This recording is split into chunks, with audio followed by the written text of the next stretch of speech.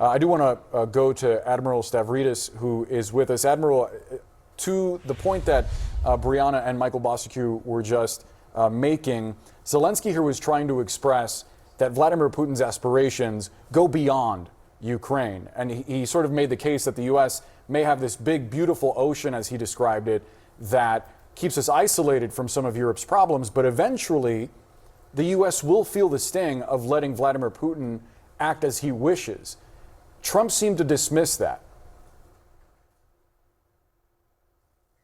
History will tell you, and by the way, I know this because I'm an admiral, sooner or later they come across the ocean for you, just like the Japanese Empire did on the 7th of December. Those oceans are big and beautiful. I can attest to that, having spent a lifetime on them. They are not going to protect us from the kind of global intervention by an adventurous Vladimir Putin. So point one is, I think Zelensky got the better of that argument.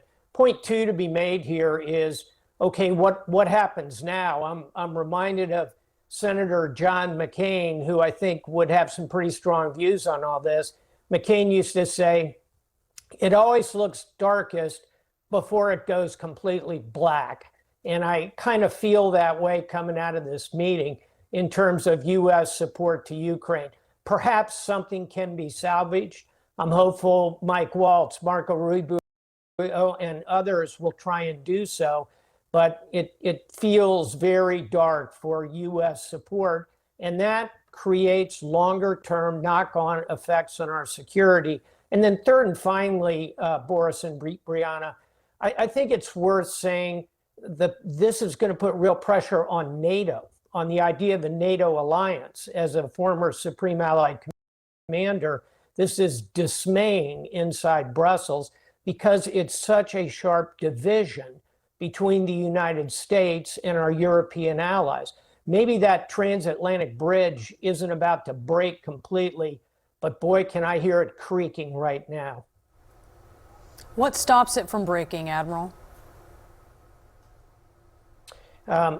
Good faith on the part of all of the 32 members. If I were Secretary General Mark Rutte right now, I would call a NATO meeting, bring the ambassadors together, and perhaps press for a summit. This is a moment of real crisis for the NATO alliance. That's another indication of the knock-on danger here. So let's watch what happens at this Sunday meeting of the Europeans. I'll close with this, a little ray of light in all this.